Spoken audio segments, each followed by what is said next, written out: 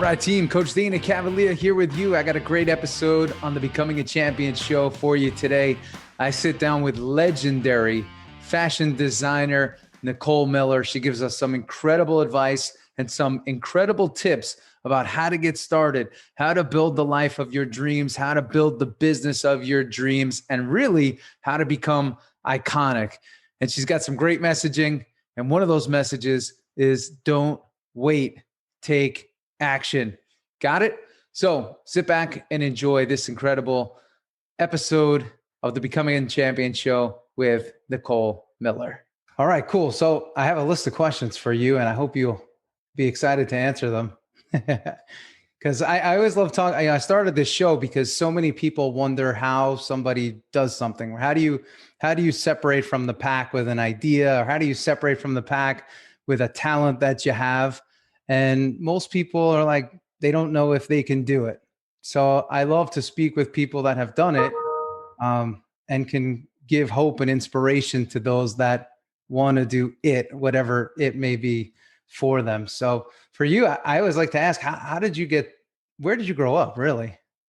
Well, I was actually born in Texas, but by the time I was 6, we had moved to Massachusetts. So I'm probably more a New Englander. Okay. My mother was from Paris and my father was from Philadelphia. So I can connect with a lot of different places. Yeah, you're an interesting combo. Did your parents provide you, do you think you got any of your skills or talents from one of your parents in particular versus the other? Well, my dad was an engineer and had a very kind of mathematical brain. And I kind of had that brain too. I was very good at calculus and physics and math and all those things. So I think that's why I'm very good with the technical side of design. But then my mother was from Paris and she was, very into beautiful things and aesthetics. So I think I got that quality from her. So I think I'm a combination of both of them. Yeah. Yeah. And with either of them, where did you learn the business side of what you do? Well,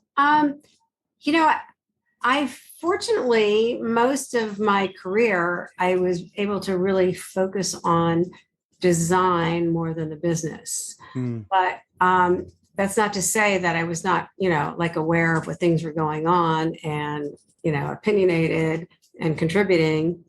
But I was always, primarily focused on my business, the design part of the business, because I did have a business partner. Okay. It's interesting. A couple of months ago, I was talking to the artist Romero Brito. And whenever he's a great friend of mine. I adore him. He's fabulous. Oh yeah, he's the best. But we got talking about it too, and he loves obviously the art of what he does, and then he has partners on the business side. This was a question I had for you. Would you say is it an essential thing to have somebody that is more, say, into the business side if you are into the design side? Like, how do you do both, or can you do both well? I think so. But I think I would not have been a bad business person if I was on that full time. But because, I was always on the more creative side, I really did not have the time to do both. And so that was where my focus always was. Yeah. And so, I think you can do both to some extent, but obviously something is going to, not do as well if you're trying to focus on both at all times. Yeah. Something suffers. Yeah, I found that to be the case whenever I sit down and I talk with folks that are more on the creative side. There's always somebody else that they have with them to help make it happen. But I got to say too that there's also a lot of negative talk about partnerships. So I think a lot of people, they say, I could do it myself, and they default to doing things themselves. What's your take on that? Well, I have to say, I've seen a lot of partnerships break up in a bad way. Just like a marriage, but I've seen a lot of businesses fall apart because of I've seen these design teams that are duos, and that doesn't seem to work. And I've seen marriages break up over being in business together. So I think that's always a very difficult situation and not easy to maneuver. Yeah. So, it was interesting because I had a business partner for a very long time. He passed away about 3 years ago. And, some of my designer friends would always say, oh, well, you're so lucky, you have him to take care of stuff. And I go, well, nobody else could get along with him. That's awesome. And it was kind of true because I was sort of like a more easygoing person, and he had a, kind of, maybe difficult personality. And it worked well because of the differences in our personality. But I felt like not a lot of personalities would have been able to have that rapport with him. Yeah. So you have to have, I think you got to look at your astrologer read just to see if that's going to be a good, like, symbiotic relationship, so. Yeah. See who it is that you match up with. I think probably part of the problem is people are looking to partner with people just like them. And then there's potential friction there. Yeah. Well, yeah, that's true. Well, we were definitely opposites. So I guess opposites attract, right? Even in business. What would you say for you? Was there a particular piece that you designed that was like the piece that, I guess, put you on the map for what it is that you do? Or was it just a bunch of things together? Well, I could look at different moments in the timeline, but when we started this business on like $100,000, which was like no money in 1982, and I made a dress it was a blue swan with a hip smock, on the below the waist. And when I designed it, it looked very avant-garde, and we never thought it would sell at all.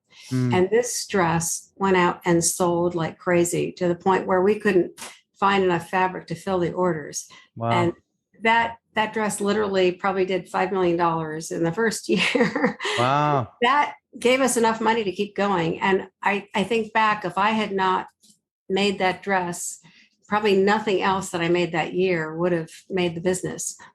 And what happened after like a year or two, the dress didn't look avant-garde anymore. It looked kind of commercial. And everybody in the United States had copied it. Like every single, knockoff brand or every brand had copied it and done a version of it.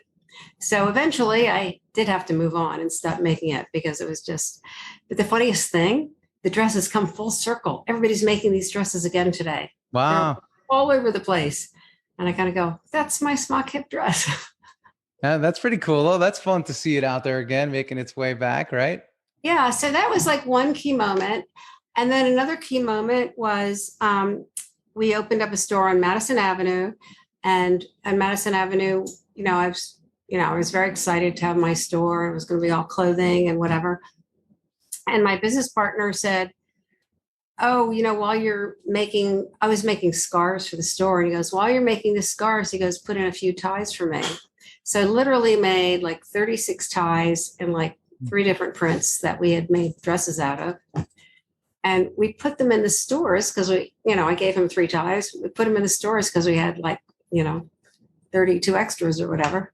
And oh my God, they flew out. So we made more, and I kept adding different prints. And then I got into that whole conversational tie print, which was huge from about like 88 to about 92 when men stopped wearing ties. But that was like a huge business. I would go to a personal appearance in Neiman Marcus, and like 100 men had waited in line for hours just for me to sign their ties. Wow. So that was, a funny, quirky thing that just kind of happened by accident, but we seized the opportunity, and, we really, were very successful at that until men got into casual Fridays. And yeah. And now it's like casual for many. It's casual Monday through Friday. Yeah, I know. So yeah, men rarely wear ties, but still it was, it was a nice point in the timeline that was, very exciting. And then after that, then I started doing fashion shows in like 1991. Spring 91 was my first fashion show. So I'd been in business for like almost 10 years before I had my first fashion show. Wow. How much of this was planned? None of it. Yeah. That's like another common theme. Listen, I had that idea to do the smock dress. I never thought it would be a big seller. And, the ties were made for fun. But every opportunity we had, we made the most of it. Yeah. But you weren't afraid to try. Just go for it. Yeah. Just, You have to kind of believe in yourself and your gut instincts, and um, just go for it. But yeah. all those times were super exciting. I mean, and back then people were less proprietary about their logos, and like now you couldn't use any logo without getting sued. But, Hmm. we did call up like the presidents of all the beer companies. And they said, sure, sure. Nobody charged us anything. We used like every beer label, every wine label, every liquor label, and everybody was just saying, thank you. Yeah. Yeah. It's good branding for them. Yeah, no, it was great. It was great. Do you still have as much fun today doing it as you did, say, when you were just getting started, or is it a different kind of fun today? Oh, we have a lot of fun here. I have a great crew, great Mm. team, and we just had a big luncheon out in Montauk at Bounce Beach. It was Cool. really fun. We got like a bunch of influencer girls. We did it with the Daily Front Row, and we had a yoga class because we have athletic wear. So all the girls Mm. wear the athletic wear, and I have yoga mats, so they wore yoga. they did the yoga on our yoga mats and our Yeah. Cool. wear, and then they all changed into these beautiful gowns and dresses, and so it was really fun. So yeah, I mean, everything changes, things don't stay the same, but I have to say we're always doing like fun things here. Yeah. And I And have a rosé, and so marketing the rosé has been really fun. We've done we served our rosé obviously after the yoga rosé. yeah. So a fashion brand now has rosé. Yeah. Mm-hmm. Yeah. What's cool about that is, like, most people try to make everything make perfect sense. But I'm gonna show you a bottle. I know we're gonna get a demo here. But I love how you just, again, it's like this. The theme is it just keeps evolving. Yeah. So here's my rosé, There it is. and the label looks like a label from one of our clothing, and there's like the little stitch there, so it's like the thread. Yeah, I love it. Your ties. And it's excellent, and it's from Bordeaux. I love it. Back to my French roots, of course.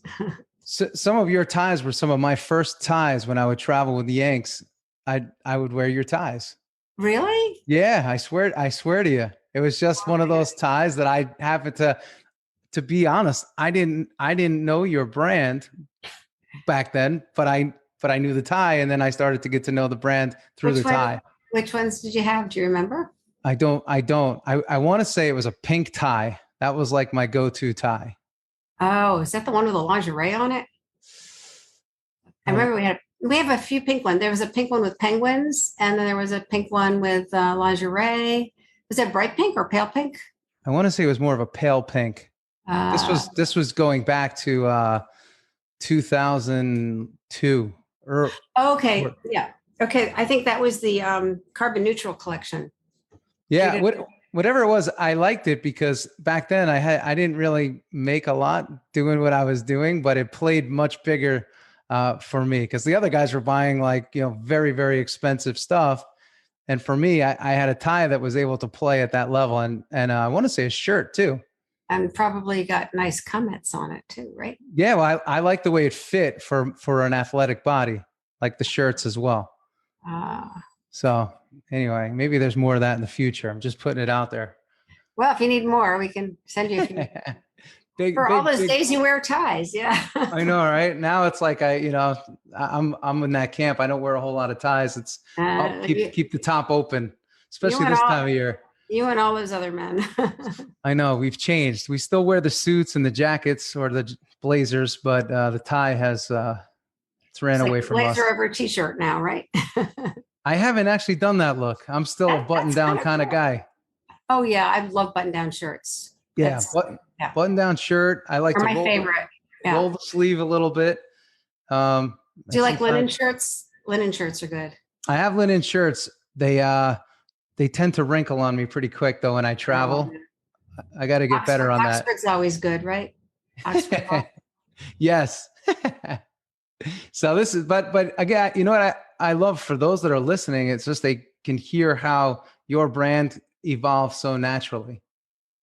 Yeah, it just it evolved from one thing to another. And also we have a lot of products in various fields now. I mean, like actually we have rugs and furniture, and we have outdoor furniture, and we have shoes and handbags and accessories, and we have like, makeup and, all kinds of things, skincare, all kinds of things. Yeah.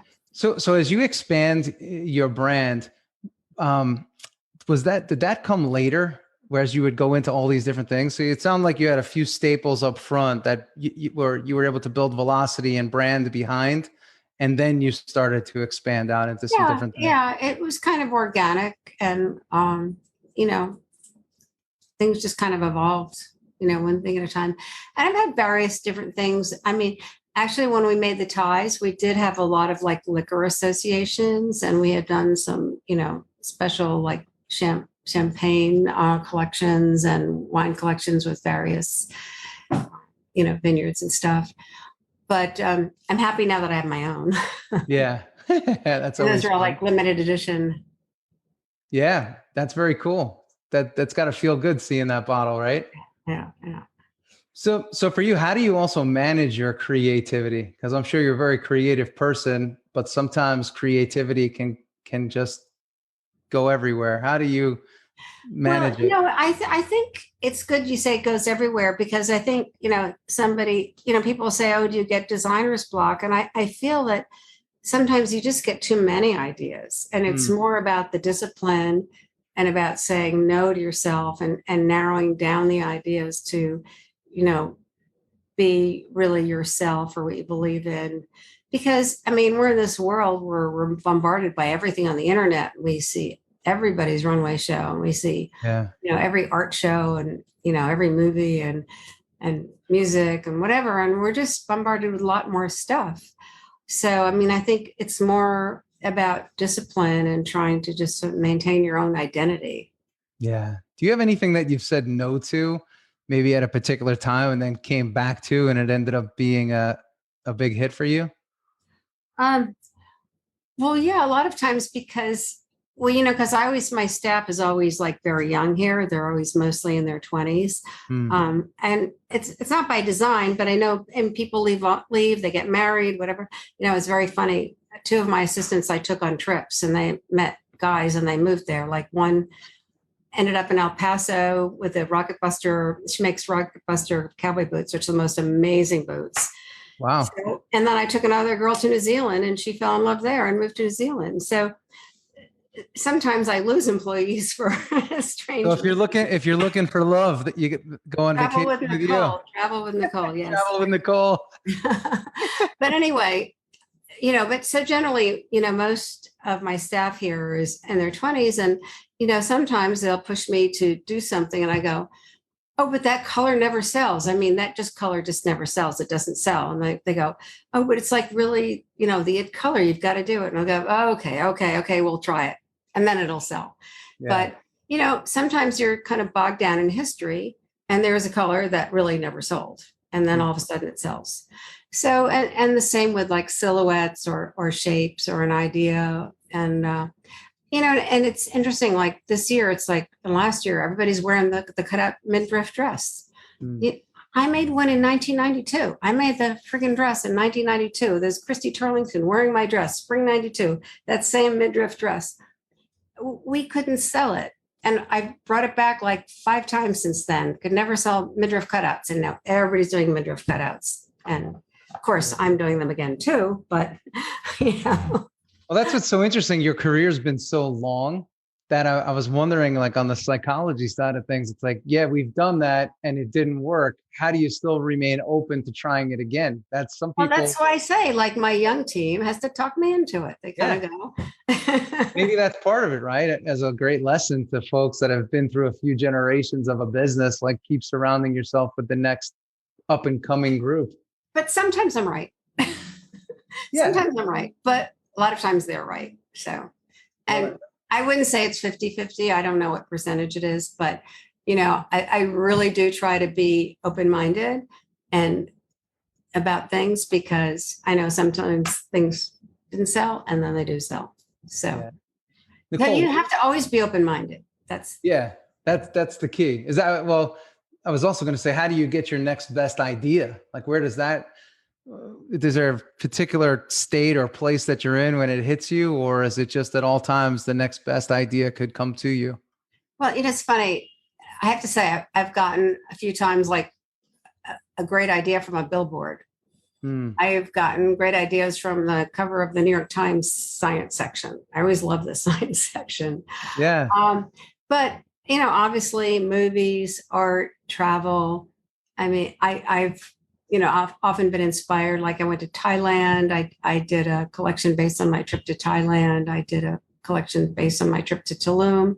So it's not always travel. And I try not to be, I'm just not really into really ethnic fashion. So I try not to be too, even if I'm inspired by that country, I just don't want to mimic their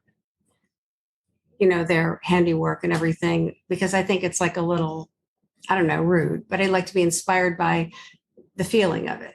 Yeah. So for creative, and not take it too literally, I guess is what I'm saying. yeah. Yeah. You may, I guess, take a piece of it and bring it with you, or even just the feeling and bring it with you. Yeah. Or the colors or the sunset or that Yeah. kind of. So it sounds like too, like experiences play heavily into your design and ideas and just the functionality of your mind in a way. Mm-hmm. And, in Thailand, I mean, I spent a lot of time with the elephants at the elephant sanctuary. And I mean, every night we had some event with the elephants and during the day, and they are such fascinating creatures. So in the end, I made all these elephant sweaters, and then we donated to the elephant sanctuary and, gave them money because they're trying to retire the elephants, because a lot of these elephants have to walk in the street or be loggers or whatever. So the elephant sanctuary tries to retire these elephants and, just give them a home. Yeah. They That's roll nice. in the mud all day, and Yeah. so, but anyway, I thought they were really fascinating creatures. So I made like elephant handbags, elephant sweaters. So the people that know you, they're like, oh, she must have gone, here. They could see what you're designing. It's like a reflection of where you've been. Yeah, that's cool. So if you are starting your brand today and you didn't have what you have behind you, how would you begin today, or what would the differences be starting today versus back in the 80s? Well, see, because we started with low financing. I think when we started, and we didn't start with, fashion shows, everything's very fashion show oriented these days. We just needed to stay in business. So there was not so much of a why or a how. And I think today, all these brands are about like why and how and who you are. And it's all about this like very strong, focused identity. So I think if I was going into business today, I would start with more of a game plan like that. But, back in the day, we were just trying to, make beautiful clothes that we could sell, and it was less focused now everything is really very much about how and why and who and an identity. Yeah. So it's really a changing world. Yeah, it's interesting though, when you have that, I wrote down, low finances, when you don't have a whole lot to start with, it's a game of survival. Sometimes, that it gives you an instinct, it gives you a fight that some don't have when they're given $5-10 million to go start something. Right. When you don't have anything, it's a different game. Yeah. Well, a lot of money gets wasted that just lost. When you're managing those bank accounts just to make sure that you could make it till tomorrow and then to the next day and the next day, it gives you some thicker skin and I guess the grit that you need to push forward. Well, anyway, so we, stayed self-financed for, 40 years. So. Oh, that's cool. Yeah. All right. So that kept you, I'm sure I'm sure you do business differently as a result of that. Yeah. I mean, yeah. So, okay. So with that, I just wanted to ask you this, as you're going through your journey, like, there's a lot of people that have fear, they have hesitation and they have doubt. Um, did you have some of that along the way? Was there any of that existed, or was it just, again, you had the confidence in your ability as a designer and said, let's go? I don't think I was even thinking. I was just like plugging away. Yeah. I don't think I even had like the time to be fearful. I was just like focused and plugging away, and, got to make things that are going to sell, and I've got to make deadlines, and I've got to find great fabric, and I've got to, come up with some good ideas. So anyway, but the world was different then, because, like, for example, like that dress went out and sold, like, sold out completely right away. If I had a dress today that sold out completely at every store, they would say, okay, we're going to buy more like next year or something. They'd be reading their computer data, and then they would give me like a bigger open to buy for next year. But back in the day, there was an immediacy, and they would say, oh, can you get them back in 6 weeks, or 3 weeks, or how soon can you get us more? And it doesn't operate that way anymore. So I think even if I had something that was selling as well today, I would never get the mileage from it that I would have in the past. Okay. Yeah, that's interesting. Yeah, that's very, very interesting. So, see, computers really do slow us down. Yeah. Well, what speeds us up? I don't know. I like the point though that you made. Like, you didn't have time to think about that. I think today, everybody's overthinking, and probably not everybody. A lot of people overthink and underact, so they get caught up in so much emotion. Yeah, and overanalyzing things. Yeah, it sounds like you were a ready, fire, aim kind of person. Let's do it. It's just like go for it. Yeah. Yeah. Well, you did use the word why before. People definitely overthink their why, and they overthink their how. And then again, it just sounds like for you, you're just constantly putting yourself out there. Which is cool. Plugging away. Yeah. Yeah. Plugging away. And lastly, for you, who were some of the biggest influences on your person, in your career? Oh, well, I think I was always a big fan of like the French designers. And I don't know, I think it was really exciting for me. I first used to love like designers like Pierre Cardin, but there was this period in France where they got this like new avant-garde group. And it was Claude Montana and Thierry Mugler and Kenzo hit Paris and Chantal Thomas. And there was this new wave and they were like, they weren't cheap, but they were less than couture. They weren't couture.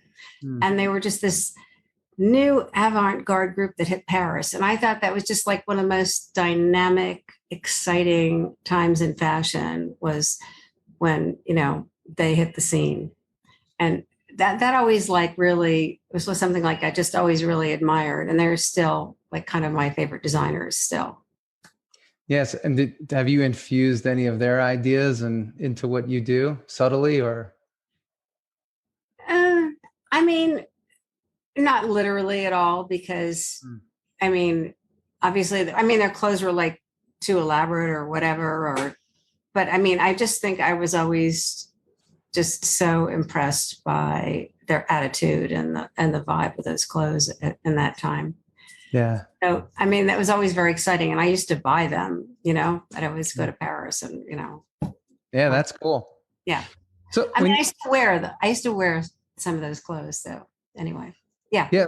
When you design clothing, and is there a feeling that you're going for? Like, hey, when somebody puts this on, I want them to feel like this.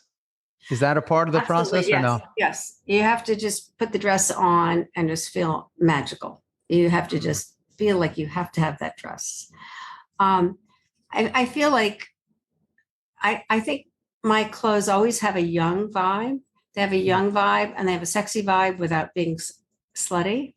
You know, so it's a sexy young vibe with a little bit of risk taking. Yeah. And how do you take that? This is one thing I was thinking about as you're saying this. How do you take that risk while still making it a Nicole Miller design and still have that feel? Like how do you kind of stay within these lines, but still be creative and where it still has your look and your feel and your.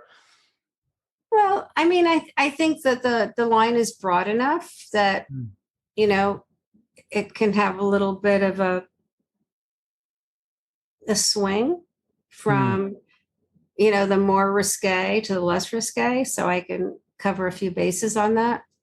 You know, obviously the things without the cutouts might sell better than the things with the cutouts. Yep. So, and they're just, I mean, I always try to push myself and, you know, go for like the complete cut out everything and asymmetrical, sideways, whatever.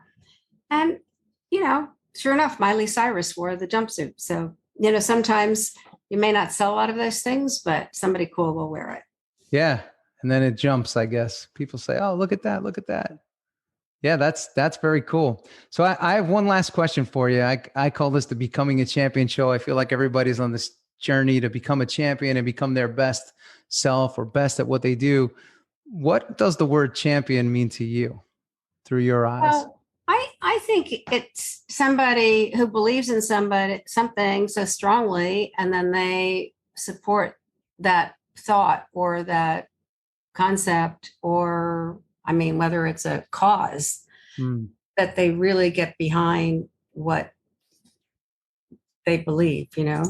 Yeah. I mean, I think a lot of people are champions for a particular charity or cause, or, you know, I've been very ecologically minded, and, you know, I was very involved with like Riverkeeper and Rocky Mountain Institute. I'm very gung-ho anti-plastic. And, you know, I mean, I try to instill that in everybody that works for me, but I think you have to have your own personal cause and champion it. Yeah. And I guess for you and it doesn't have to be a cause. It could be a, you know, belief or whatever, but you have to champion what you believe in. Yeah. Very cool. And I guess that helps build your great culture as well. Yeah. Yeah. And you have to build that culture within your business too. Yeah. No, this was great. Nicole, I appreciate you coming on and spending some time with me today. Well, hope you guys enjoyed that episode with Nicole Miller. I know I did. And one of the takeaways that I took home was this, that she was too busy to be nervous, too busy to be fearful, too busy to have doubts. So if you feel doubtful, fearful, nervous, hey, listen, just get to work, dig in, dive in, get busy on what it is that you have to do. And you'll stop thinking about that and you'll start thinking more about what it is that you have to do. So again, take a chance on yourself, get out there and build what it is that you know you're capable of building. Nothing can stop you taking action, just like Nicole Miller said. If you like today's episode and you like today's show, give us a like, give us a thumbs up, and we'll be back next week with another episode of the Becoming a Champion show. This is Coach Dana Cavalea, and I'll see you later. See ya.